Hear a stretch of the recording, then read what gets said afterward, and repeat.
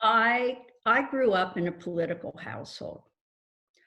My father was in the Kentucky legislature since 1940 until he stepped down in 1959. So I was very involved in politics.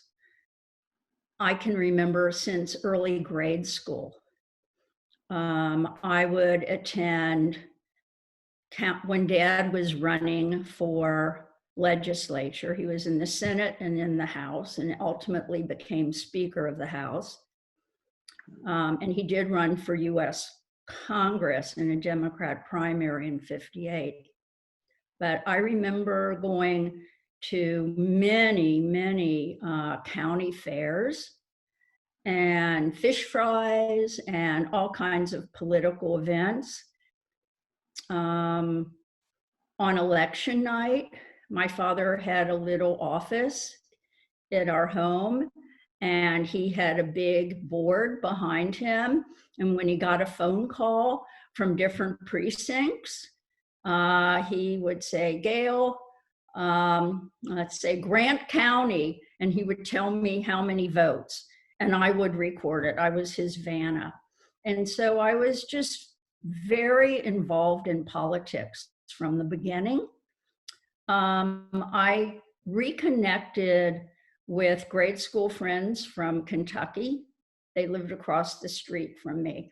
And Ralph recalled that when I was, I don't know, in 4th or 5th grade during recess, when he was playing softball or kickball or something, I had engaged a number of classmates. I had signs, and we were on the sidewalk in front of the grade school, Grandview Elementary, saying, Weintraub for house, Weintraub for whatever. So he said, you were like a Pied Piper and people were following you.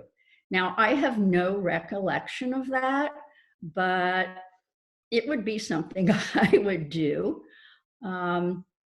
So yeah, leading marches during recess.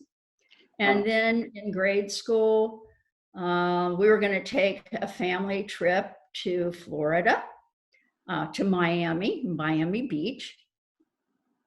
So en route, we stopped, I don't know, probably in Kentucky, on our way down, perhaps in Tennessee. We stopped for gas. I got out, used the restroom, got back in the car, and Dad said to me, we're going to have to stop for gas again. And I said, but you just filled up. And he said, Gail, you went into the colored bathroom and they would not give us any gasoline.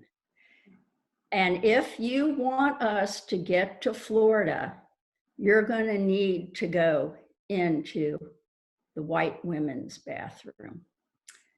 So at an early age, I had very strong feelings politically and socially.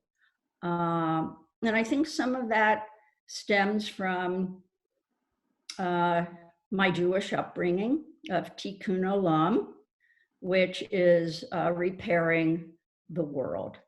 And I just felt growing up in Northern Kentucky, besides my immediate family, I was the only Jew I knew.